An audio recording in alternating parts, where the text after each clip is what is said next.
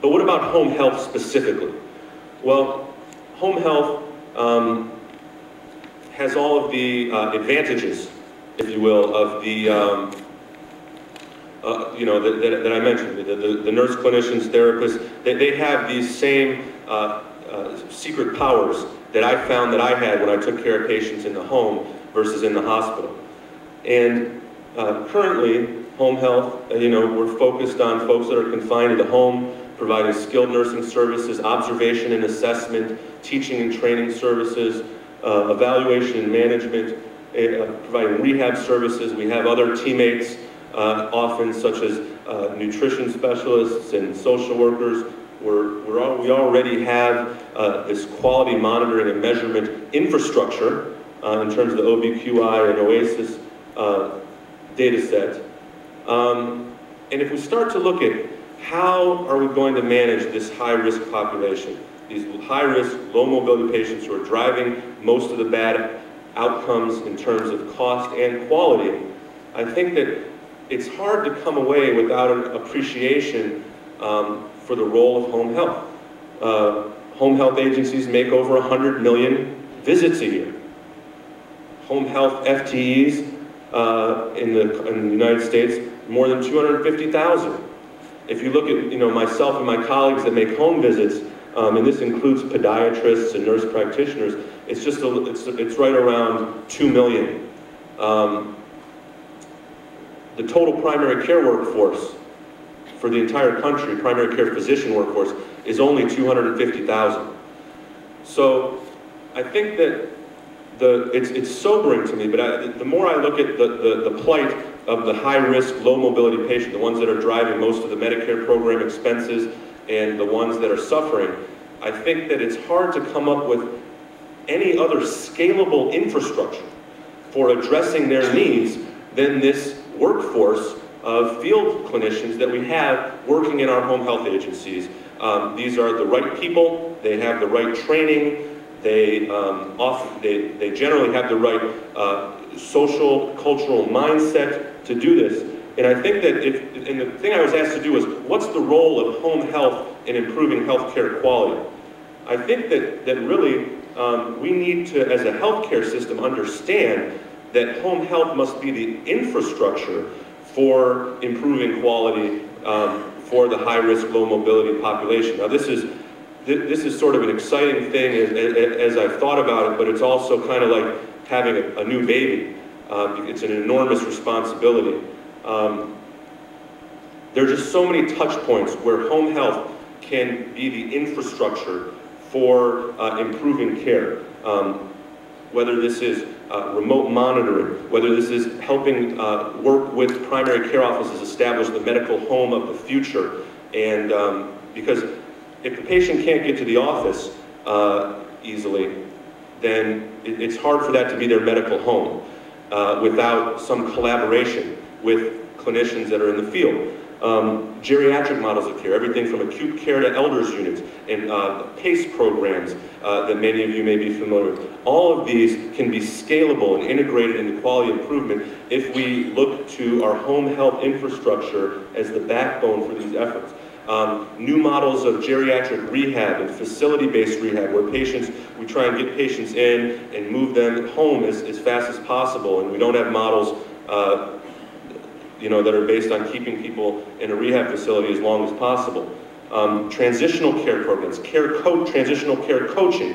Why can't, this seems to be effective, why can't home health case managers be the transitions coaches? Who else is going to do this on a scalable level if this is what works, if this is what makes a difference?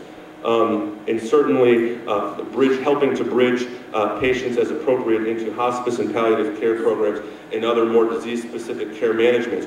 Who's the workforce that's going to bring these novel models that we're learning about in the literature, in the chronic care and geriatric care and transitional care literature? Who is going to be the workforce and the infrastructure that bring these models to a point that they can be generalized and that can actually bring it to the patient's home, because in many cases they're not going to be able to go anywhere else to get it because of their activity limitations, social resources, housing stock, and the like.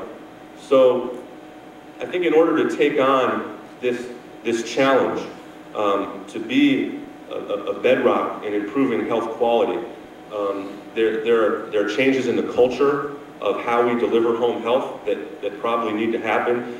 We need to move away, when possible, from task-oriented thinking and incentivizing task-oriented behavior by our clinicians, and encourage holistic, true case management when needed. We have to be able to triage people from the bedside of patients that may not need that service at that point in time, and triage them to folks that desperately need to be managed, assessed, and managed. We need to use technology and non-visit based care coordination technologies and programs so that we have enough of a human workforce to deal with these high-risk situations where a human is needed and a monitor or a call is not going to make a difference. We need to upgrade the nuts and bolts of our organizations. That includes improving the training and specialization of our workforce, having better condition specific protocols when that's appropriate, electronic interfacing capabilities so that we can transmit information across the silos effectively. Effective predictive modeling and triage technologies can help as well. So I just want to, real quick, I've had a chance now to go to a few places and give talks about, well, how can we do better, how can we provide better care to this population, where can home health play a role? And the people that employ me for my day job have said, well, get to work. And you know, if you can talk about it, you better be able to do something. And so I've been spending a lot of time working with our health system affiliated home health agency and the hospital clinicians and the physician partners, both on the inpatient and outpatient side. And for this year, one of the things we've been looking closely at are the issue of heart failure rehospitalization, because the hospitals are being measured on this as well for 30-day readmit rates. And one of the things we're doing is trying to create just a dashboard so we know which patients in our hospitals have heart failure and that are likely to need some added care coordination or added infrastructure. We're tracking in our home health agency 30-day rehospitalizations because this is what's important to the hospital. The acute care hospitalization rate that we all are required to track and report on is not entirely relevant directly to the hospital's quality improvement efforts, because they are being subject to a measure of 30-day readmissions. And our acute care hospitalization rate includes people that were never in the hospital, includes people outside of a 30-day period.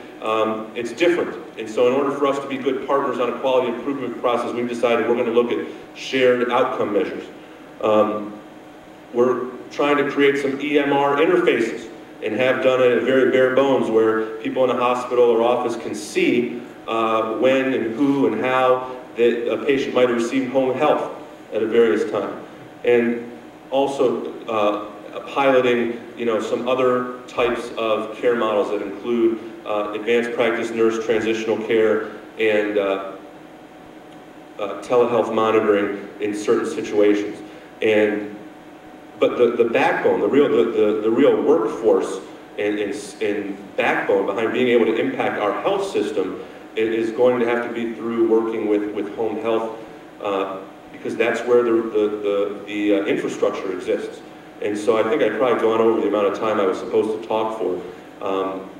But I hope that these thoughts and experiences are helpful in your efforts, and thank you very much for including me. It's been an honor.